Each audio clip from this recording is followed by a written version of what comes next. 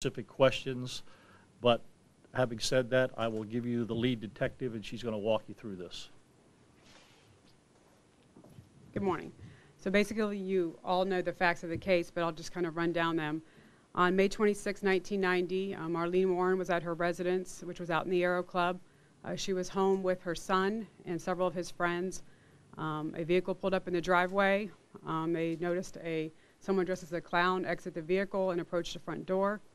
Marlene answered the front door, and the clown had 2 balloons as well as a bouquet of flowers, and went to hand Marlene those items. And as she went to receive those items, she commented, "How nice." It was at that time that the clown pulled out a gun and shot Marlene in the face. She was transported to the hospital, where she died 2 days later. The witnesses at the scene said that the clown just turned around, walked back to the car, got into the white Chrysler LeBaron, and just drove away very calmly. The detectives, during the initial investigation, developed some people of interest, one being Sheila Keene. It was rumored that Sheila Keene and Michael Warren were having an affair.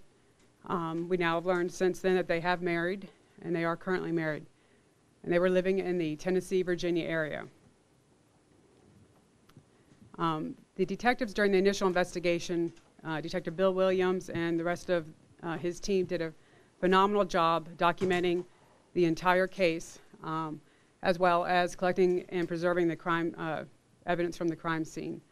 I like to say that in cold cases, we have a big puzzle, and some of the pieces are already filled in, and a lot of it was already filled in by the thorough investigation done by the initial detectives.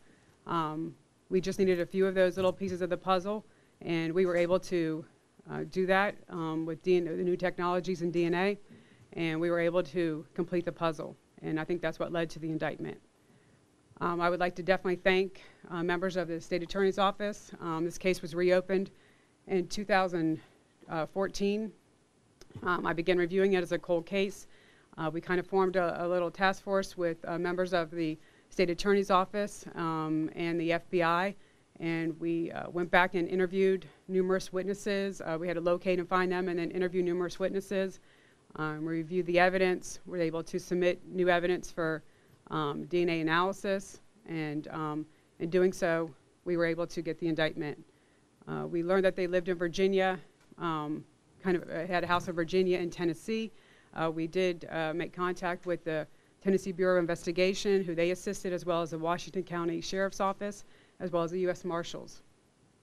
And it was a collaborative effort between all these agencies that led to the arrest of Sheila Keene Warren.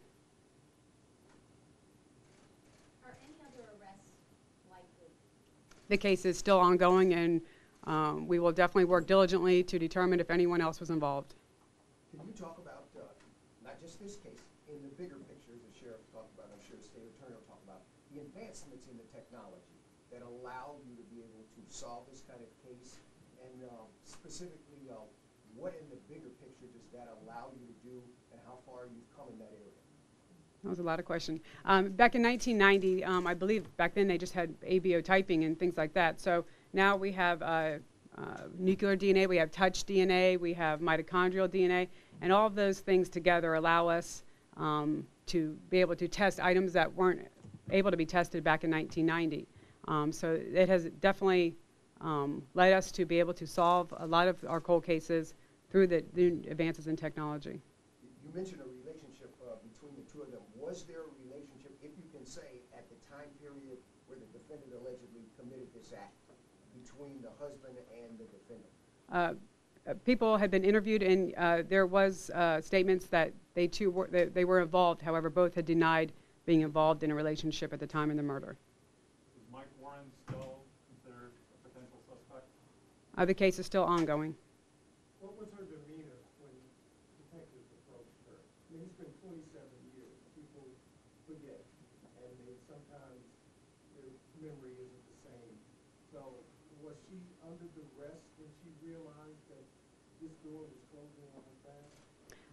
I don't believe that I would say she was under duress. I believe it was more of a nonchalant attitude.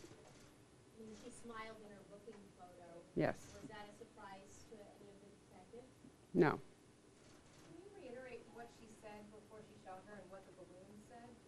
One balloon said, "You're the greatest," and the other one, I believe, was a Snow White balloon, and said something to the effect of, "Oh, how nice." Now, can you, part of the investigation was going to the store where those balloons were bought, and that was how were you able to determine that the store was close to Keen's home? Can you walk us through that? They were able to, detectives during the initial investigation were able to determine that the same balloons and flower arrangement was purchased at a Publix, which was about 6/10 to a mile away from where Sheila Keen's apartment was at the time. Purchased just before the murder? Yes, the same day, yes. Can you say when you found out that Keen and Warren got married?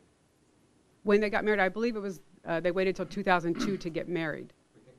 Did a PBSO know, the detectives know then that they got married, or was it after the fact? After the fact. Yeah, because they, in 1990, I believe it wasn't until 2002 that they actually got married. So the detectives who worked the initial case would not have known that.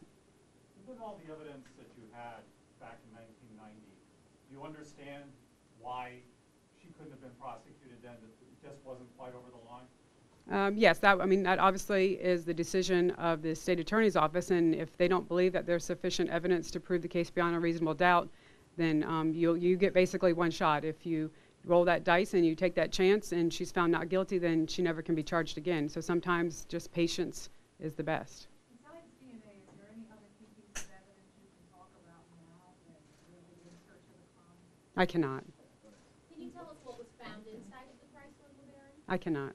What prompted you to reopen the case in 2014? In 2014, we basically had received a grant, and so we were going back and reviewing a lot of the unsolved cases. We have quite a few, and so we went back to review them, and this was just one of the cases that I picked up to review. Are you able to say, without giving too much away, what aspects of the DNA technology enabled you to come up with enough evidence at this point? I cannot. Can you also tell us the Chrysler was also reported stolen from Mike Warren's business? The Chrysler LeBaron was a rent-a-car from a Payless Rent-A-Car, which was a different business from Mike Warren's business, which was Bargain Motors. The people who had rented the car had seen an ad in the newspaper, and they went to try and return the car early. Michael Warren's business had had Payless in his ad as well, so the people became confused and called the number, thinking it was Payless, but it was actually Bargain Motors. And somebody at Bargain Motors answered the phone and told them to leave the car and to leave the keys there. They did so, and that's when Michael Warren and Sheila Keen Warren and another individual went and picked up the car. Can you say the last time? No. Can you say the last time you interviewed Mike Warren? 2 days ago. Yesterday, matter of fact. Yeah. Maybe it was yesterday. That's true. Sorry, it's been a long couple days. And can you share anything? No. What article was your DNA found for her to? I can't discuss that. Can you say who you re-interviewed and some re-interviewed witnesses? I cannot. Has your Can you team reached confirm or out to? deny whether or not air was found inside of the LeBaron with them? I cannot. When your team reached out to We're going to stop it right there because we're getting into real technical questions about the case, which we said we're not going to answer. All right, so I'm going to make just a couple more comments. Yes. Sheriff, just in the bigger picture, message for your community Yep. about other families out there. Yeah, and that that- have unsolved crimes that have lasted for years. And Right. what it stands for. Right, and that's where I'm going with this. To put it in kind of perspective, to close this up, you were talking about the technology. The difference is, remember the days when we had the cell phones that were about this wide, like a brick? And now we got smartphones that you can do everything on? That's the difference between the technology back when this happened and today. It's exponentially so much better to assist us in making sure that we have the right person, which goes back to the question of, what about the evidence at that point in time? There's one thing to think somebody did something. There's another thing to know that they did it and be able to prove it in court. We want to make sure we got the right person, because if we don't have the right person, number one, we don't want to put an innocent person in jail, but number two, the real perpetrator is still out there, and we don't want that to happen. All right? So This is why these cases are important. Now, to your question, what's important to the community? There's a lot of reasons that this is important to the community. Number one, to give closure to the victim's family of any homicide, regardless of what it is. I think we have almost 300 cold cases still outstanding. And there was a gentleman back here that says, well, do you think that the people that were involved in this one kind of forgot about the whole thing? Well, I can tell you one thing. We will never forget about any of these 300 cases. And that's what the families of the victims of these cases need to know. That every single day, these cold case detectives are working to find these people. And the other thing that the community needs to know, especially the people who perpetrated these crimes, we will find out who did this in these cases. We will. And then once we do, we will find out where you are, and we will come and find you. I don't care where you're at. It could be in the United States. It'll be in another country. We will come and find you. We've gone out of the country to find other people that have committed crimes. But that's the message to the families. We won't forget you. And to the people that perpetrated this, we're going to come and get you. So they're not going to forget it because we're not going to forget it. And that's the message that the community needs to take away from this. So that's it for the press conference here.